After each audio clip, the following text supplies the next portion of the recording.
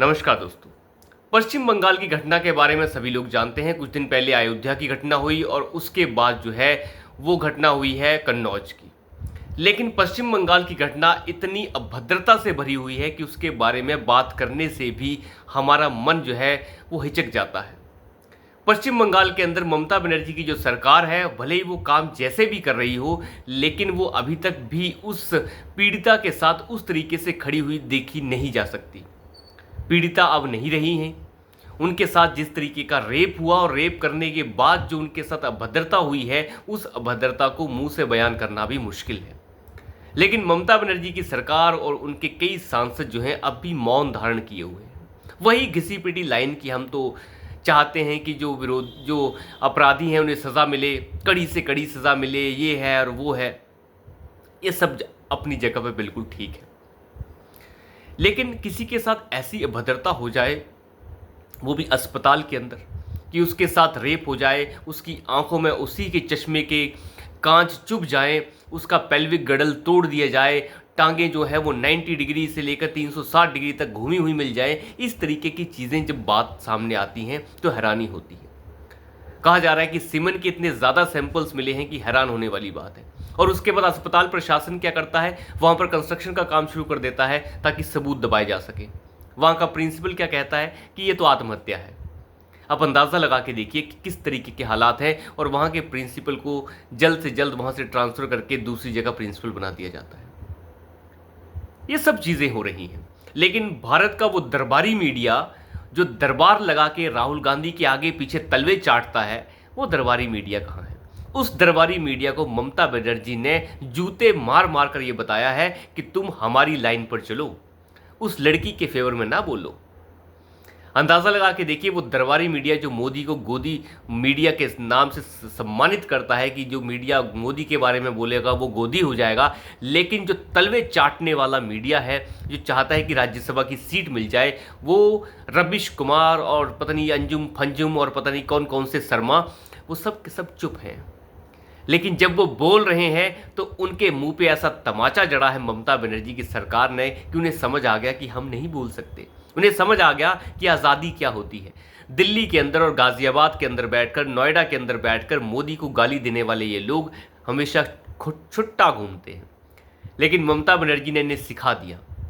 अजीत अंजुम ने एक वीडियो बनाकर टैग कर दिया सभी के सभी जितने भी सांसद, महिला सांसद हैं तृणमूल कांग्रेस पार्टी के, उसमें से महुआ मोइत्रा ने उन्हें ब्लॉक कर दिया। और उसके बाद से अजीत अंजुम चिल्लाने लग गया। बरखा दत्त, जो बहुत बड़ी मीडिया की आप कह सकते हैं, जो गोदी गोदी मीडिया चिल्लाने वाले लोगों में से एक है, उसने रात को ये बताया कि 1000 गुंडे जो हैं वो केजी कार मेडिकल कॉलेज में घुस गए हैं और वो वहाँ पर जाकर जितना भी विरोध प्रदर्शन हो रहा है उसे जो है ख़त्म करने की कोशिश कर रहे हैं। उसके बाद जो है वहाँ की पुलिस ने, जो पश्चिम बंगाल की पुलिस है, उसने बरखा दत्त को दोबारा से लिखा कि आपके ऊपर जो है स्ट्रिक्ट एक्शन लिया जाएगा और लीगल एक्शन हम लेंगे क्योंकि आप भ्रामक जानकारियाँ फैला रहे हैं। मैं आपको बता दूं, कोई भ्रामक जानकारी नहीं है। कल पश्चिम बंगाल के उस केजीकार मेडिकल कॉलेज के अंदर जो है वो 1000 गुंडे घुस गए और 1000 गुंडों ने वहाँ पर मारपीट और हर तरीके की तोड़फोड़ वहाँ पर की। जिस तरीके का वहाँ पर प्रदर्शन हो रहा था उसे ख़त्म करने की कोशिश की। पुलिस क्या कर रही थी? कुछ नहीं। आखिर ऐसा हो क्या रहा है पश्चिम बंगाल के अंदर? ये हालात बिल्कुल वैसे ही हो गए जैसे 2012 में निर्भया कांड के समय हुए थे। अभी बिल्कुल वैसा ही माहौल हो चुका है। उत्तर प्रदेश के अंदर अभी कन्नौज के अंदर रेप हुआ जिसमें समाजवादी पार्टी का नेता लिप्त पाया गया, वो कोई यादव, जो बाहुबली यादव है। अयोध्या के अंदर रेप हुआ जिसमें वो मुल्ला कठमुल्ला जो है, जो समाजवादी पार्टी का नेता है, वो दोषी पाया गया। लेकिन सब शांत हैं, सारा इंडी गैंग शांत है। बोले भी तो क्या बोले, बोलने के लिए कुछ भी नहीं है। लेकिन जो पत्रकार इनके दरबारी हैं, जब वो थोड़ा बहुत बोलने की कोशिश भी कर रहे हैं, उन्हें तमाचे मार कर ठीक कर दिया गया है। और बोलो मोदी के खिलाफ, मोदी तो कुछ कभी नहीं करता, तुम्हें उठा के जेल में तो नहीं डालता। ये रविश कुमार से लेके, अंजुम फंजुम से लेके, शर्मा से लेके और वाजपेयी जो हाथ मसलने वाला जो जखीरा है, ये सब के सब पागल होके जो है बोलते हैं, लेकिन कोई कुछ नहीं कहता। लेकिन ज़रा हिम्मत है इन लोगों के अंदर तो ममता बनर्जी के स्टेट में जाकर वहाँ पर इसके बारे में वीडियो बनाओ। अगर तुम्हारी टांगें तोड़कर तुम्हारे ही अंदर, तुम्हारे ही स्थान विशेष में घुसाकर नहीं रख दी तो मैं अपना नाम बदल लूँगा। ये हालत है पश्चिम बंगाल के अंदर। लेकिन ये केंद्र सरकार क्या कर रही है? मोदी साहब ने अपने ऊपर ये धब्बा कभी नहीं लगाया कि वो किसी के ऊपर राष्ट्रपति शासन लगा सकते हैं इस तरीके के हालात में।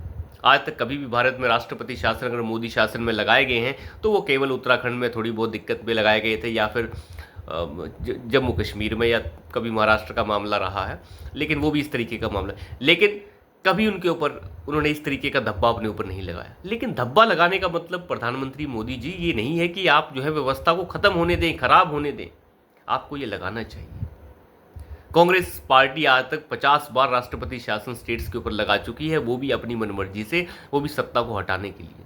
तो आप सत्ता को हटाने के लिए नहीं लगा रहे हैं, आप सत्ता को स्थापित करने के लिए लगा रहे हैं। सुप्रीम कोर्ट से भी एक सवाल है। सुप्रीम कोर्ट जो जगह जगह स्वतः संज्ञान लेके उछल कूद करने लग जाता है, हाय हाय हम कोई उछल कूद करेंगे, संदेश खाली की बात होगी, किसी मणिपुर की बात होगी तो जो है स्वतः संज्ञान ले लेंगे। यहाँ पर एक बच्ची को नोच नोच कर उसके खून के कतरे कतरे को अलग कर दिया गया है, लेकिन स्वतः संज्ञान का कोई नाम निशान नहीं है। मणिपुर के ऊपर जिस घटना के लिए मणिपुर हाईकोर्ट ज़्यादा जिम्मेदार था, उस घटना के ऊपर बड़ा स्वतः संज्ञान लिया था सुप्रीम कोर्ट ने। अब स्वतः संज्ञान क्यों नहीं ले रहा है? स्वतः संज्ञान लेने की जो विवेक है, क्या वो खत्म हो गया है सुप्रीम कोर्ट का? खैर, सभी बातें जो हैं बड़ी अजीबोगरीब है, और मुझे लगता है कि इन चीज़ों को सुनने के बाद बड़ा अजीब लगता है। फैसला आखिरकार जनता को ही लेना होगा कि वो क्या करे। मुझे अंदर से एक फीलिंग आती है कि योगी जैसा शासक ही ऐसे कामों के लिए सबसे बेहतर है, क्योंकि इसके सिवाय ये लोग समझने और बूझने वाले नहीं हैं। कोई दरिंदा कहीं भी रेप कर सकता है, हम मान सकते हैं। किसी के अंदर किस तरीके के जो घटना को अंजाम देने के अगर किसी के अंदर दम है तो वो कर सकता है, लेकिन उसके अंदर वो डर और खौफ कहाँ से आएगा जब वो खौफ आप ख़त्म ही कर देंगे। तो ममता बनर्जी भले ही एक महिला हैं, लेकिन अभी फ़िलहाल वो यही काम करने में लगी हुई हैं कि कैसे पूरे मामले को शांत किया जाए। अजीत अंजुम को तमाचे पड़े हैं महुआ मोइत्रा से, बरखा दत्त को जो है वो तमाचे पड़े हैं। रवीश कुमार जो है वो अजीत अंजुम के लिए ट्वीट कर रहा है कि महुआ मोइत्रा आपको ब्लॉक नहीं करना चाहिए था, आपको उन्हें अनब्लॉक कर देना चाहिए। ऐसे लोग अपनी बेटी को कैसे फेस करते होंगे ये अंदाज़ा लगाना बड़ा मुश्किल है। लेकिन एनडीए गठबंधन ये खात्मे की तरफ है। राहुल गांधी जो हाथरस में कूदता हुआ चला गया था, अरे मुझे कौन रोकेगा हाथरस में जाते हुए, मुझे कोई इस देश की या इस दुनिया की कोई शक्ति हाथरस जाने से नहीं रोक सकती, जहां पर 1 साल बाद कोर्ट ने यह कह दिया कि रेप तो कोई हुआ ही नहीं था। यूपी सरकार उस समय चिल्लाती रही कि कुछ नहीं हुआ है, कुछ नहीं हुआ है, लेकिन उत्तर प्रदेश सरकार की किसी ने नहीं सुनी।